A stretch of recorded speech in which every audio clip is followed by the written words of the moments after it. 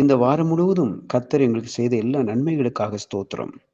கர்த்தருடைய கிருபை எங்களோடு கூட இருக்கட்டும். கர்த்தர் அடியேனுடைய குடும்பத்தை வாழ அனுக்கிரகம் பாராட்டியிருக்கிறார். நிச்சயமாக பெத்தேல் குடும்பத்தில் உள்ள உங்கள் ஒவ்வொருவரையும் இந்த செய்தியின் வாயிலாக சந்திப்பதில் மிக்க மகிழ்ச்சி. நாம் யாவரும் ஆண்டவருடைய அருளை எதிர்நோக்கி கொண்டிருக்கிறோம். ஆண்டவருடைய அந்த அருள், அந்த கிருபை நமக்கு அன்றாடம் வேண்டும் என்ற எண்ணத்தோடு வாழ்ந்து கொண்டிருக்கிறோமே.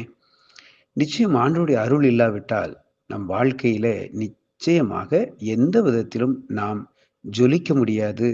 நம் வாழ்க்கை கசப்புள்ள ஒரு நிலைமைக்கே தொடர்ந்து தள்ளப்பட்டு கொண்டே இருக்கும். நம் வாழ்க்கையில கசப்புகள் வரும். ஆனால் கசப்பே என் வாழ்வாக இருந்துவிடும் என்றால் ஆண்டவருடைய அருள் நமக்கு இல்லை என்று பொருள்பட்டு ஆய்விடும். ஆண்டவரின் அருள் யாருக்கு கிடைக்காது?